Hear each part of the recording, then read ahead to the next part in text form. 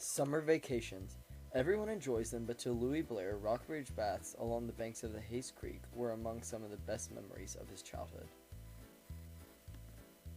Growing up in nearby Richmond, Blair's family began to rent a place in the area to escape the city heat, eventually buying property at the junction of Hayes Creek in 1926. He liked the area so much, in fact, that he not only proposed to his wife in Rockbridge Baths, but bought the old Anderson property in 1992, further upstream from his family's original holdings on the creek. In 2006, Mr. Blair retired to Rockbridge Baths and permanently moved to his farm in the area. As a longtime member of the community, Mr. Blair had a lot to say on the colorful history of Rockbridge Baths and the surrounding area. Originally famous for its multitude of springs, people back in the 1800s would flock to the town to take water rich in lithium and sulfur, often for medicinal purposes. The town was also home to the famous Rockbridge Baths Hotel, which drew large crowds to the surrounding springs, while the hotel burned down in 1926 and entertained numerous guests. One of these included General Lee and his wife, who would come out on weekends to visit the springs while he was president of then Washington College. According to Mr. Blair, an important part in understanding the area was the Rockbridge Baths community. He described a welcoming community, self-reliant, giving, and full of American spirit passed down through family generations. Growing up, he knew where everyone lived and attended school with people who lived up and down the banks of Hayes Creek.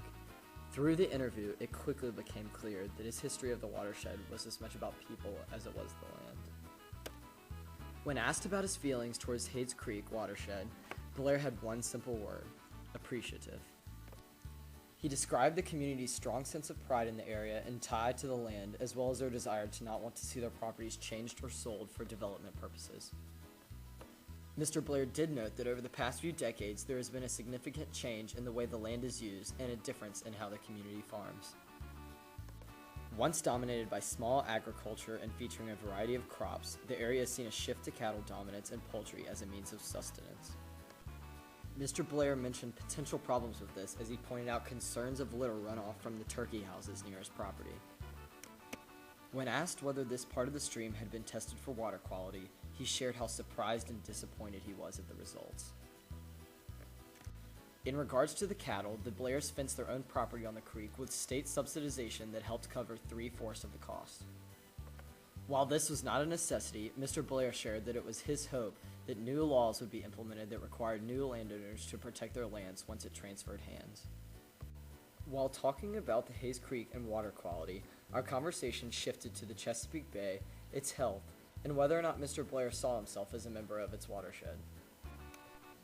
The idea that came out of the conversation was telling, and according to him, representative of community thought. We think upstream and not really downstream. It was clear that the community did not really even associate with the James River, let alone the Chesapeake, which was extremely far away and removed from the daily life in Rockbridge Baths.